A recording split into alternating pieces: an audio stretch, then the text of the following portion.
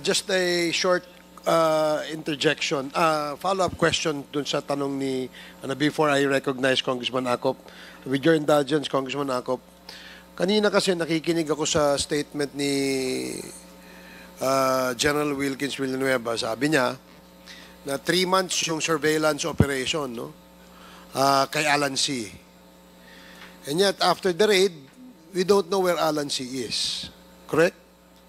So, wala na tayong idea ano nangyari sa kanya, saan siya napunta, siya ba'y napatay, siya ba'y nakatakbo, siya ba'y nakatakas. Pangalawa, it was a big operation on a certain Mr. Johnson Chua, who is a known drug personality. No? And malaking operation yan, meaning lahat ng intel nyo, ginamit nyo, lahat ng surveillance na ginawa nyo, ginawa nyo. But apparently, after the raid, nawala na rin si Johnson Chua. No? Ngayon, doon sa tanong ni Congressman Adjong about the 11 Chinese, no, na nandoon sa Arlene apartment, di ba? Nabanggit mo yun, nasa Arlene apartment. Inaresto ba sila?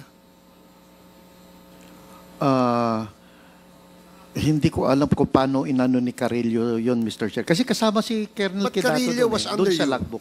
Si Carillo ay under sa'yo, no? Yes, Mr. Chair. And does he act upon your orders or he acts independently? Yun na kasi yung follow-up na dapat doon sa Arlene apartment, Mr. Chair. So, Follow-up, I surmise na they were invited for interview, Mr. Chair. But since napakarami ng hawak ang PIDEA during that time, ipinasok namin sa Bureau of Immigration para doon So, mag-conduct na investigation, Mr. Chair. it was upon your orders na tinurn over ito sa Bureau of Immigration. Yes, Mr. So, Chair. I'm sure, dahil tinurn over mo yan, meron kang record of turnover, no? I believe so, Mr. Chair. So, do you have a copy or does PIDEA have a copy of the records of the turnover ng mga Chinese dun sa Bureau of Immigration? Do you have that? Only in the Blatter report, sir. Only the Blatter report. So, hindi tuloy natin malaman saan tayo mag-uumpisa, no? Yun nga, Mr. Chair, it's vital na matanong natin yung kung sino in charge doon sa BID, Mr. Chair, on January 1, 2005, Mr. Chair. Sige, Kasi sila lang ang makakasagot doon, Mr. Chair. Mga-access naman natin yan. So, it's just that parang mahiwaga lang na nakawala yung malalaking drug personalities na supposed to be under your eye, under your watchful eye, ika nga, no? Kasi surveillance nyo itong mga to. Si Johnson Chua, si Alan C.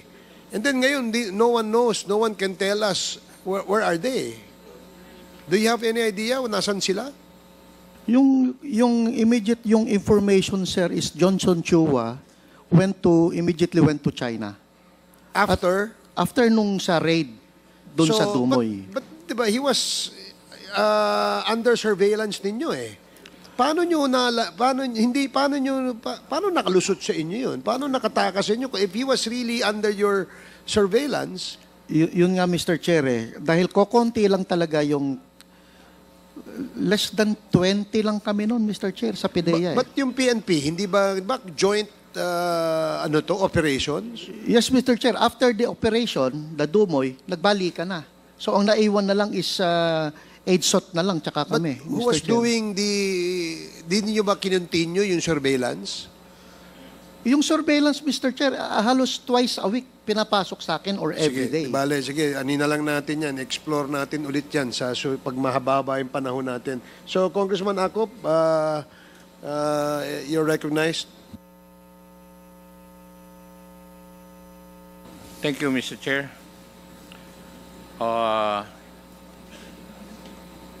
Yung theory ko, iba po dun sa theory ni Honorable Adjong. May I know, General Villanueva, you said that the big guns from officers from Manila came to Davao. May I know what date they arrived? January 1, 2005, Mr. Chair. January 1. Nangyari yung mga raids December 31, gabi. Would that be correct? Yes, Mr. Chair. Tapos January 1, immediately, nakarating yung mga big guns sa Krame. Yes, Mr. Chair. Sino kaya nag-report sa kanila yung pangyayari? Mr. Chair, ako, Mr. Chair.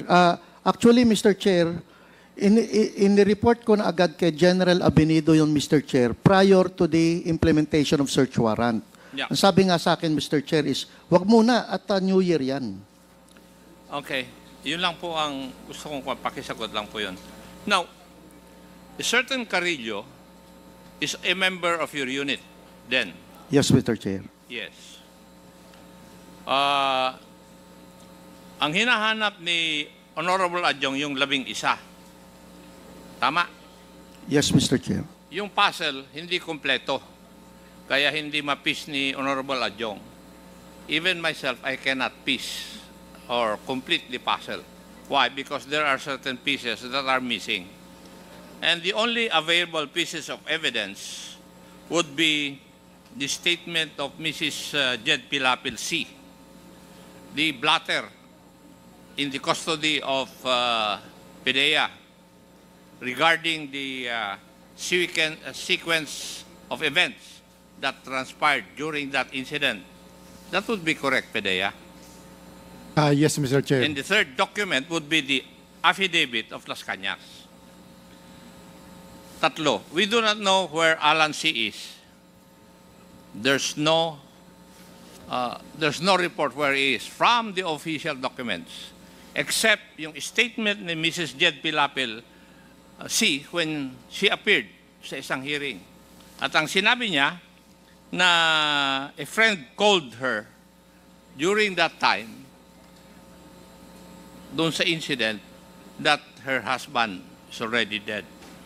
Yun lang ang piece of evidence natin na magsasabi kung ano ang nangyari kay Alan C. Yung statement ng asawa niya na may nagsabi, tumawag sa kanya na patay na yung kanyang asawa. 2, yung 11, we do not know where they are. But the blatter of the PDEA will tell us that the elements of the government forces got them from Arlene apartment. That would be correct, di ba? Yes, Mr. Chair. And they were turned over sa police, doon sa blatter mismo. Right? But I did not see any part of the blatter. I do not know if I can remember it. Walang sinasabi sa blatter na nabasa ko na itinurn over sa BI. Is there? Asek Gumban? There is a note here, sir, that it was turned over to BID. Yeah, pero hindi sinabi kung sino sa BID ang tumanggap. Yes, sir. No name, sir. Yes. Mr. Chair, the Attorney Conte is asking for... Mr. Chair, Okay.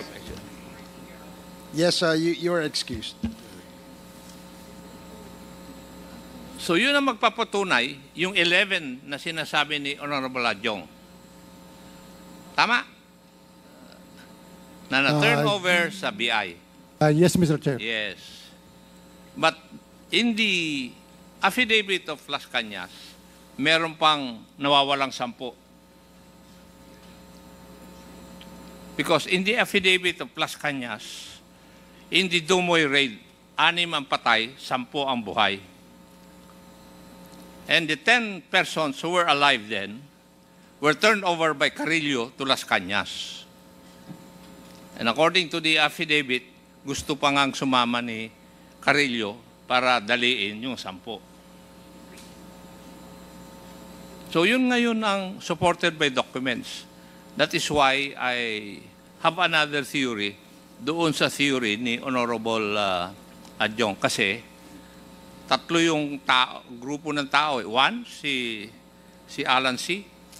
Ang nagsasabi lang ang sitwasyon niya, sinabi ng isang kaibigan ni Mrs. C na patay na yung kanyang asawa. Yung 11, ang ebidensya lang na may 11 na taken from the Arlene apartments, yung blatter na nandun sa PDEA. Correct, Asay Kumban? Yes, Mr. Chair. Yes. Pero, another document, yung affidavit ni Las Cañas, nagsasabi, may 10 tao pa. What can you say about that, Gerald Villanueva? I can say anything about Mr. Las Cañas, Mr. Chair. But yung sa Arlene apartment, But would you agree that Las Cañas was there in Davao during that time, 2004? come again, Mr. Chair. Would you agree that Las Cañas was there in Davao in 2004? Kasi 20 years ago ito eh. Hindi ko, Mr. Chair, hindi ko kasi kilala si Las Cañas eh. Never talagang nakita ko si Las Cañas at hindi ko siya kilala, Yeah, Mr. Chair. Pero sinasabi ko na ito yung mga dokumento. Samantalang yung mga sinasabi nyo, there's no evidence whatsoever which are available. Di ba? Wala. Pero ito, tama nga yung sinasabi ni Honorable Adjung eh. There's no recourse for us to believe yung sinasabi ni Las Cañas. Kasi nandito eh, affidavit. Subscribe and sworn to. Samantalang yung mga sinasabi ninyo, you cannot offer any piece of evidence. Patay na si Carrillo, patay na yung nag-imbestiga kay Jed Pilapilsi. Di ba? Wala. May presenta ba kayo na ebidensya? Aside from these documents na nandyan? Kaya sabi ko, we cannot complete the puzzle simply because some pieces are not available. But we can we can come up with certain conclusions na pwedeng patay na si Alan C. May 10 tao na namatay din at may 11 na tinurn over sa BID. Why? Because it's supported by evidence. Pero yung sinasabi ninyo, wala kayong ebidensya eh, na may pakita sa amin. Hinahanap nga ni Honorable Adjung eh. Pero wala. So that is the current situation. Thank you, Mr. Chair. Mr. Chair, Thank you, Congressman Acop. Yes, Congressman Abante. I would like to just refer this to Major General Salvador, no? Because there are 2 still active police officers that are involved in the killings. We have actually asked them to be here, no? One is Colonel Patay, who admitted that during his time in Batasan as station commander, that more than 100 people were killed under his command. Ito, command responsibility ito, no? Pangalawa, si Colonel Marcos, who admitted that he was the leader of a contingent of 20 people that went to the jail where Mayor Espinosa was detained. And he told his deputy, a major, to enter the jail with 6 of his men on the basis of a search warrant, and then they got out, and all of a sudden, Mayor Espinosa was killed. Still, these 2 police officers do not have any cases against them.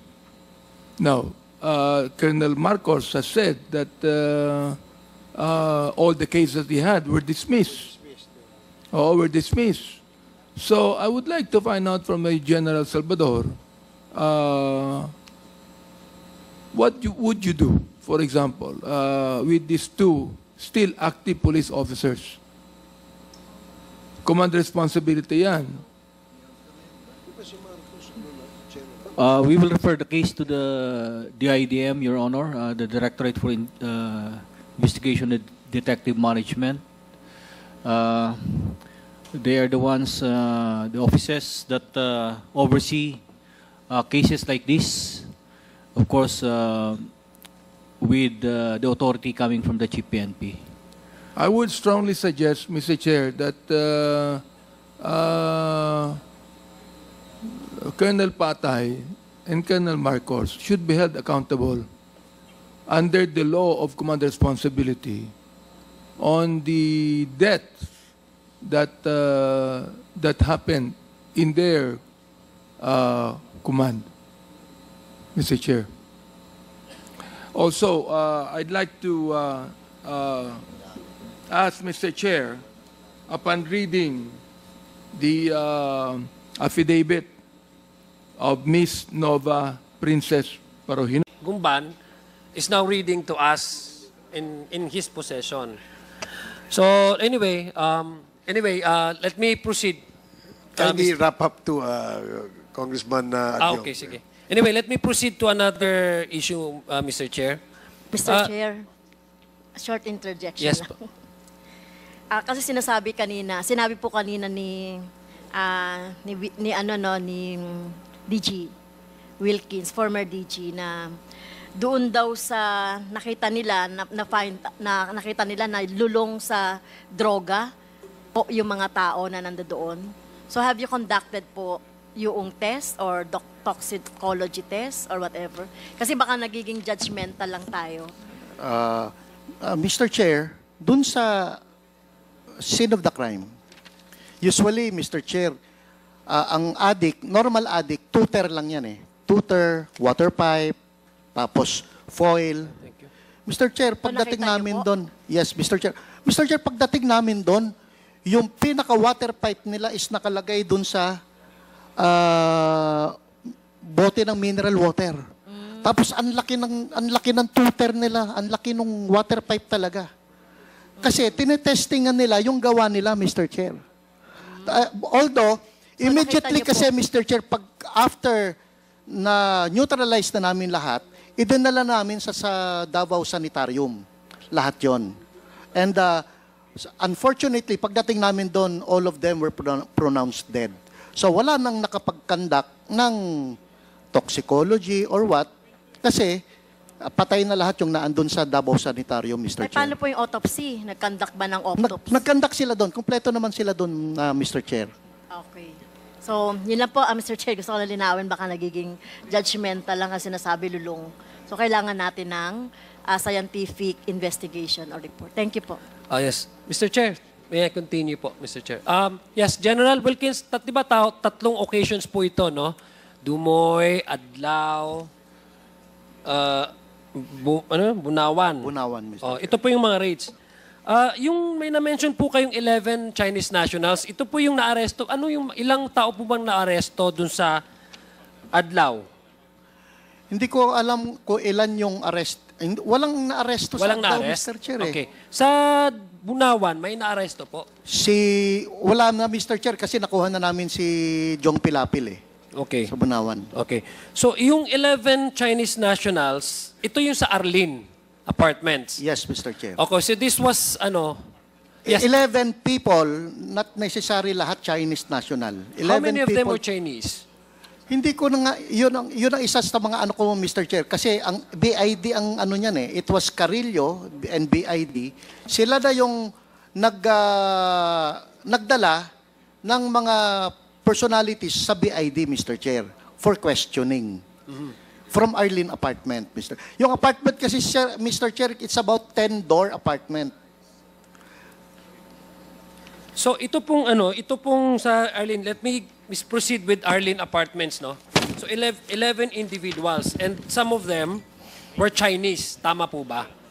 Yes, yes, Mr. Chair. So this was would it be safe to describe this Arlene Apartment as a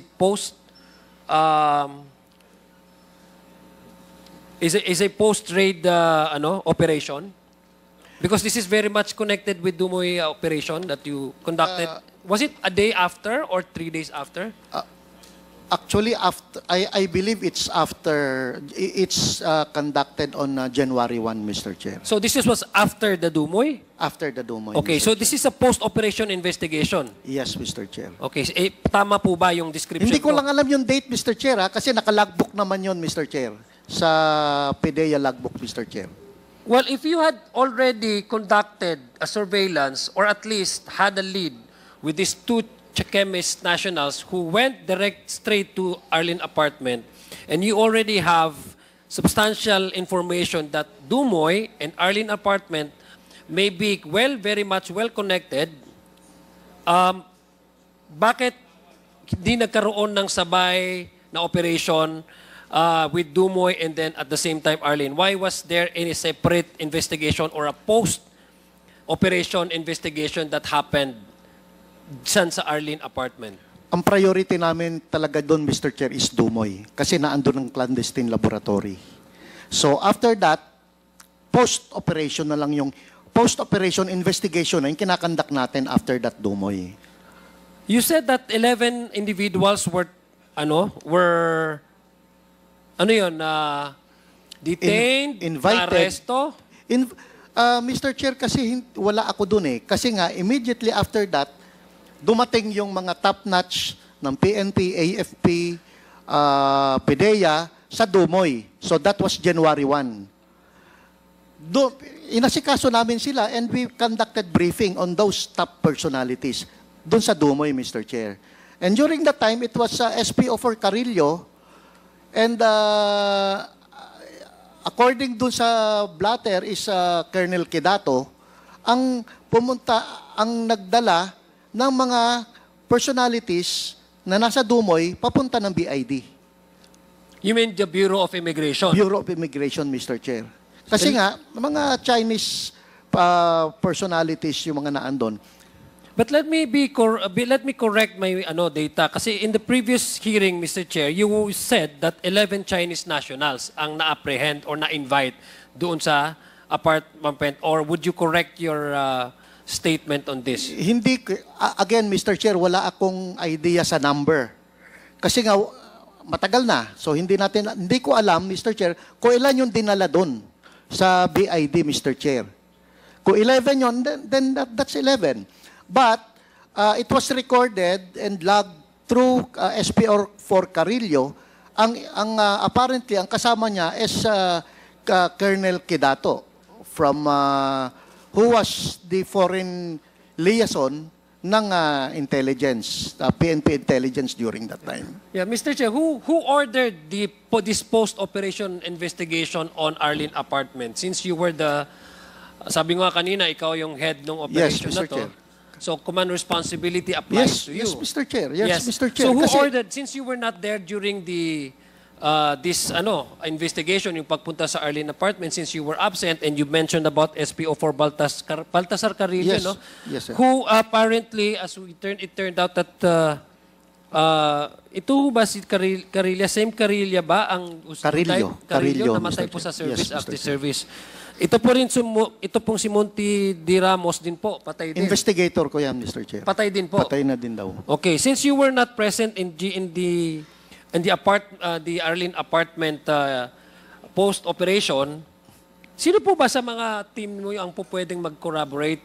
Kasi gusto kong malaman kung how these nationals or Chinese national were turned over to Bureau of Immigration, which I'd like to ask Bureau of Immigration later on. Hindi ko na malaman, Mr. Chair, kasi ang parati ko naalala is yung team leader ko.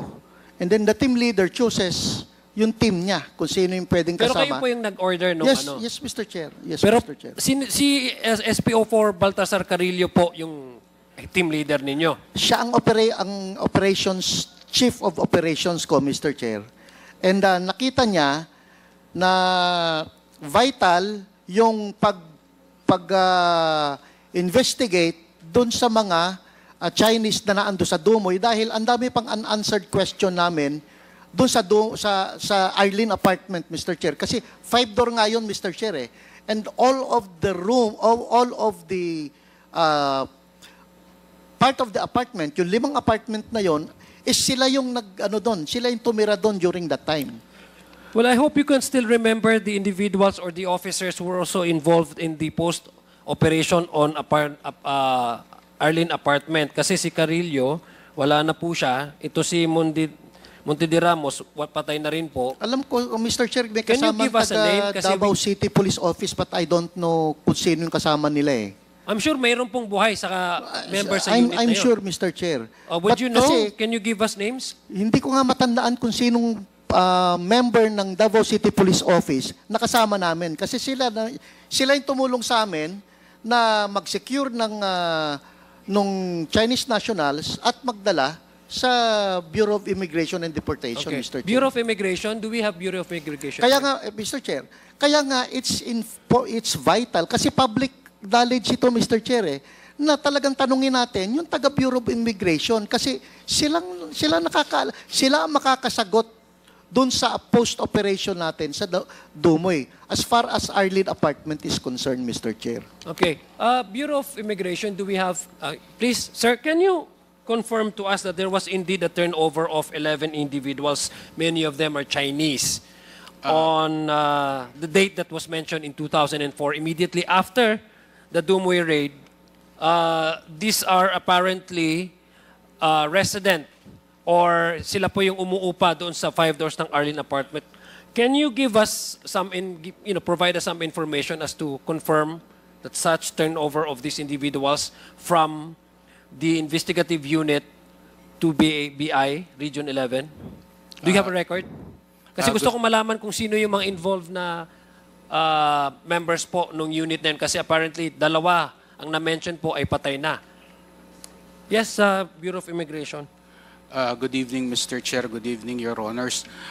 Your Honor, Commissioner Viado wrote the Quadcom today requesting for additional time to locate the files because apparently the files would contain the complete name of the Chinese nationals there, the immigration officials involved in the turnover or whatever operation there is. We are unable to locate the files just now because the storage building used by the immigration was vacated and everything was moved to Malabon in September, Mr. Chair. So right now they're still trying to locate the files. So sa Makatwid, you're having trouble locating the files. Yes, Mr. Chair. But narinig, meron po kayong at least man lang, can you confirm that there was indeed an incident took place in Davao City? We cannot confirm that with certainty, Your Honor. But apparently there was indeed a turnover, but we are not sure of the personalities involved there. That is why the Bureau of Immigration is requesting for additional time to locate the files, Your Honor, Mr. Chair. Okay. Dahil this is the reason why, Mr. Chair, I'm very much interested in finding out kung ano yung nangyari dito sa mga Chinese nationals at saka yung mga individuals. It's because can I ask again, General Wilkins? You said that you do not have any follow-up information regarding the 11 individuals that were arrested or invited to and turned over to BI. Tama po ba? Yeah, na-turn over sila sa NBI. Mr. Chair, ganito kasi. Pwede nating ma-find out kung sino yung in charge ng NBI during that time, nung January 1, 2004. Kasi yung kung sinong in charge ng BID during that time, yun ang pwede sumagot, Mr. Chair. Kasi sila lang yung makakasagot doon, Mr. Chair. And hindi ko na na-follow up yon. Although, Mr. Chair, it's a public knowledge sa Davao City na naandun yung mga Chinese national, Mr. That's why even media is monitoring those people in the BID. No, I'm not contesting that it really happened. But what I want is it's a black and white paper that confirms that there was a transfer. Because the reason, Mr. Chair, I'm asking this, it's because there's no information that available as to the 11 Chinese nationals after the turnover. There was not even an information kung anong nangyari kay Alan C. Hindi ho ba? Crowning moment ito eh. Dapat may follow-up yan na information. And I don't think we just leave it at that. After the Dumoy raid, the Adlaw, etc., titigil na po ang ating law enforcement agencies. Kung talagang totoong si Alan C. ang mastermind dyan, they could have at least follow up and follow through with the investigation regardless whether General Wilkins Villanueva was still the head of this investigative unit or not. That is where I'm having trouble understanding because it seems that we reached a dead end which supposed to be andyan yung